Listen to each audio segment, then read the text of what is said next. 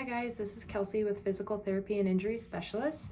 Today I just wanted to run you through a lower ab series of exercises. Your low abs, especially your transverse abdominis, your obliques, are super important for providing stability to your core, to your low back, to your hips. These exercises are lower level, can be super useful for anyone dealing with low back pain, hip pain, or even knee pain. So I'm going to run you through a series of exercises. We're going to start with a little breathing warm-up, and then I'll show you a couple different moves, and I'll show you different levels for each move too, so you can make it fit for where you're at and what your body can tolerate. All right, so for our breathing warm-up, you're going to be laying on your back with your knees bent and your feet flat and your arms at your side. What I want you to do is take a deep breath in, and as you exhale, pull your belly button towards the table or the floor. So deep breath in and out. Pulling that belly and that back flat. Again, deep breath in. And as you exhale, pulling that back and that belly button towards the table. This is a great way to warm up, just engaging, getting that core activated through breathing. So you can do this for 30 seconds to a minute before then you run through your core exercises. First exercise I'm going to show you is, again, engaging that transverse abdominis. That's a muscle that runs across the lower part of your abdomen. It's the one that's active when, again, you're kind of pulling that back down towards the table, pulling that belly button towards your spine. So if you can, I'm going to have you lift your legs. Again, you're going to think about pulling that belly button towards your spine, and you're just going to gently kick your legs out, keeping that back flat and engaged with the floor or whatever surface you're on, okay? As you do this, you should feel, as you kick out, extra strain or load on that low ab area. The way you make this harder is just extending how far your legs go. If you need to make it a little easier, you can put your feet back on the ground and just work on gently lifting those heels off of the mat.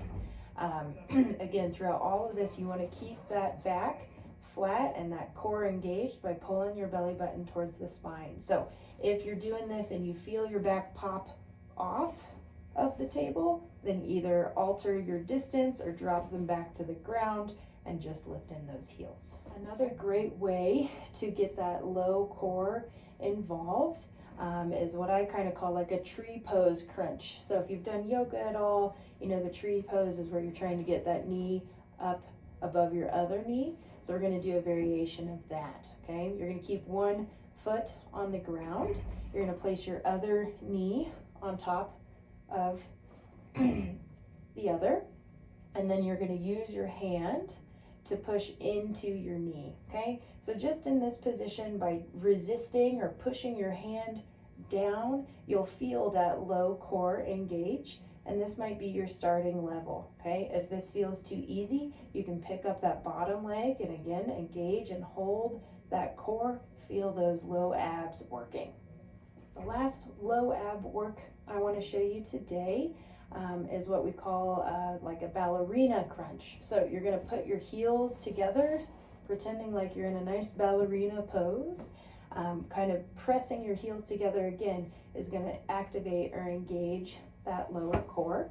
And you have a couple options here. Again, we're always starting with the same, pulling that back, flattening it into the table, pulling your belly button down towards the spine. Here you can add just a small crunch on top of that.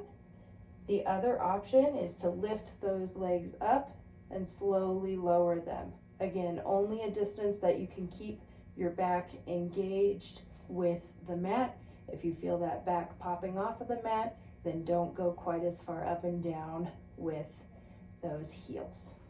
With all of these ab exercises, you can do it a couple ways. You can count reps, in which case you want to try and work up to a goal of 20 or 30 total. That can be in sets of 10.